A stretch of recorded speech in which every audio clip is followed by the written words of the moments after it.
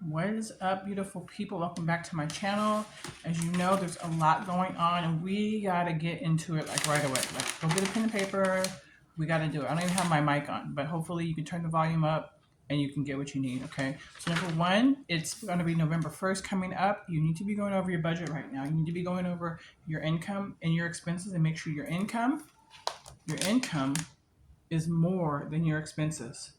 Please do this. This is very, very important. I just finished doing this for November. Just finished sorting out some things that I have coming up this month. We're not even talking about Black Friday. We're just talking about staying on track, staying on target with what we have going on the monthly basis, okay?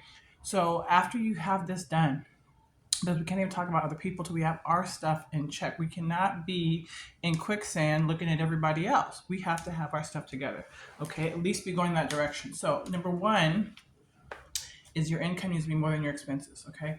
Number two, you need to have a couple of different savings accounts. Okay. As you guys may have heard, the interest rates are about to be changing. And so that's going to affect the amount of interest that banks are going to give and that your high yield savings accounts are going to give. And so I'm going to um, put my video out for high interest savings accounts.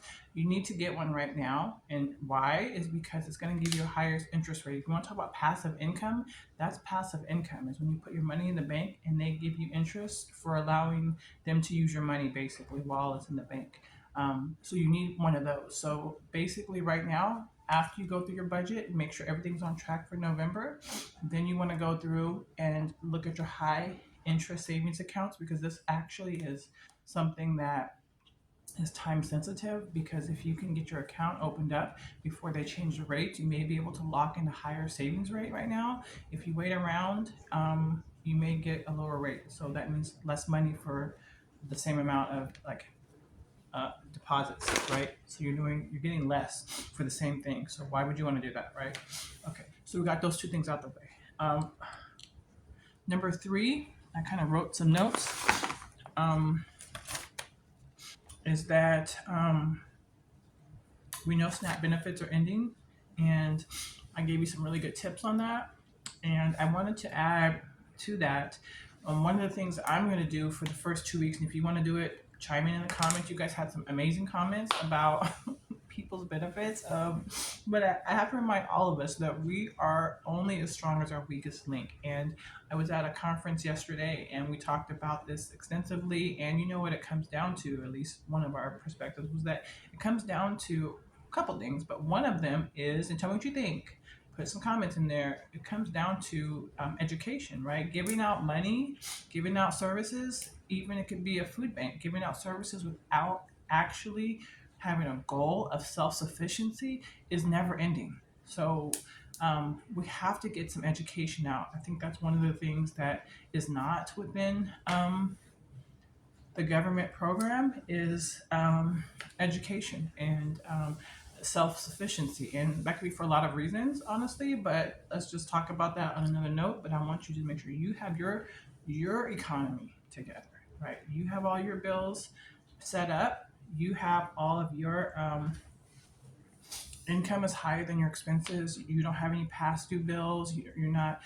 trying to pay down credit cards when you have outstanding bills, you're not trying to put a bunch into savings when you have credit card bills. We already know that credit cards need to be paid most likely before your savings, but we do want to put and build a habit of savings. So maybe you're putting in $5 or $10 just to get in the habit of using your checking accounts to do that. But if you have credit card debt, that's your first priority. And I already did a budget about the 50-30-20 rule, where 20% is going to go into your savings or your debt reduction, whatever one you need. So um, now we got that done. You know, you got to get your budget together. What I was going to tell you guys too is that I'm going to do a no spend for like the first 2 weeks of November. And I'm also doing the envelope system. If you're new to budgeting, you're new to savings, using cash is king. It's nothing more embarrassing than going to the store with, let's say, $200 for groceries and it's over that and you have to put some stuff back because that's all you brought. So if you're new to budgeting and it's hard for you to save, you might have to go back to a cash system, because remember, when you use your credit card, you're not really taking into consideration you spent money. You're actually giving a card out and you're getting your card back and you're getting whatever you purchased back. So in your mind, nothing really has happened. You're actually benefiting. So nothing actually works better than cash. So if you're able to use a cash system, and if you're in the beginning of your budgeting, if you're in the beginning of saving money, I remember I used to go and get money orders in the beginning because it was just so hard for me to not spend the money, but I wanted to be better, so I would go and get money orders and I would put them in my drawer. And that's how I started to save money and feel confident having money and not spending it all. So it just depends on like what you want to do. Now, back to the salaciousness, right? So I was at a conference yesterday, and there was a story that went out that said there was a lady. She was, HUD had opened up the housing after like a lot of years, and they only had like a few certificates or whatever, but there was like 5,000 people, and one lady in the line had her daughter in the line, and her daughter was like 16, and they were like, she's not old enough, and she was like, it says that you can sign up at whatever age, but you can't actually get the housing. So I'm having her sign up early because the mom had been on HUD housing for over like 25 years. And so she wanted her daughter to get in on it too. And this is what I'm talking about, the cycle of poverty, the cycle of not having self sufficiency in mind. It's really happening out there. People are really used to getting this. But let me add this too. Okay. For all of us too. I even saw some articles about people possibly raiding stores. And matter of fact, I went to the jewelry store the other day, and he told me, I said, "Where's all the jewelry at?" He said, "There's just too many cash and grabs. We don't put it all out." And so, if people are feeling desperate, if people are feeling like, you know, as entitled as they are, they're feeling gypped, they're feeling left out, they may be a little bit more desperate. So be mindful of that. Don't showboat too much.